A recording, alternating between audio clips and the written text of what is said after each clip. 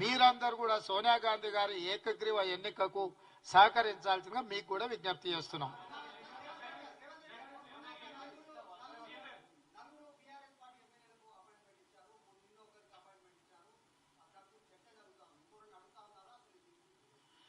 ఎవరు ఎమ్మెల్యేలు అడిగినా ముఖ్యమంత్రిగా అపాయింట్మెంట్ ఇస్తా. కేసీఆర్, హరీష్, కేటీఆర్ కూడా ప్రజా సమస్యల మీద ప్రభుత్వాన్ని కలవచ్చు. ఒకవేళ వాళ్ళ అపాయింట్మెంట్ అడిగిన సందర్భంలో నేను అందుబాటులో లేకపోతే మా ఉప ముఖ్యమంత్రి గారు కూడా అందుబాటులో ఉంటారు.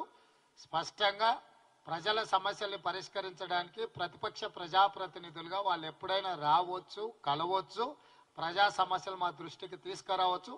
వాటిని పరిష్కరించడానికి ప్రభుత్వం ఎప్పుడు ప్రయత్నం చేస్తూనే ఉంటుంది.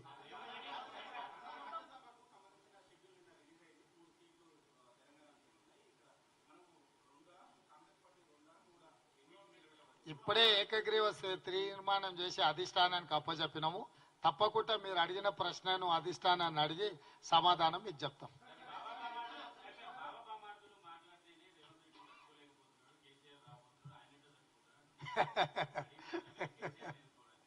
మొన్నటి ఎన్నికలలోనే బొక్కలు ఇరగొట్టి బోర్లు పడేసారు ప్రజలు.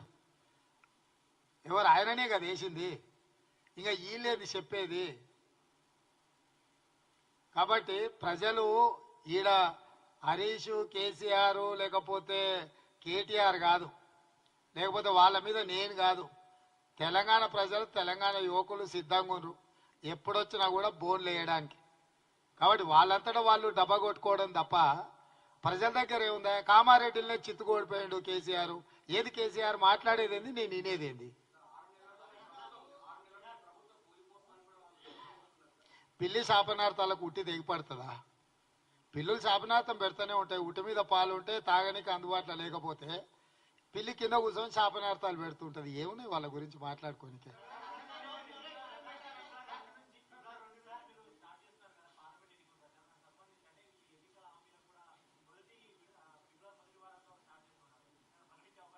డెఫినెట్గా అసెంబ్లీలోనే ప్రకటిస్తాం. అసెంబ్లీ వస్తూనే ఉంది కదా.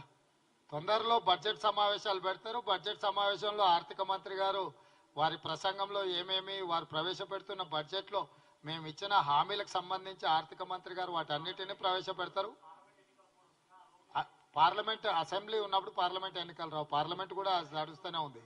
రాని ఏమున్నది, 100 రోజుల సమయం ఉండనే ఉంది కదా.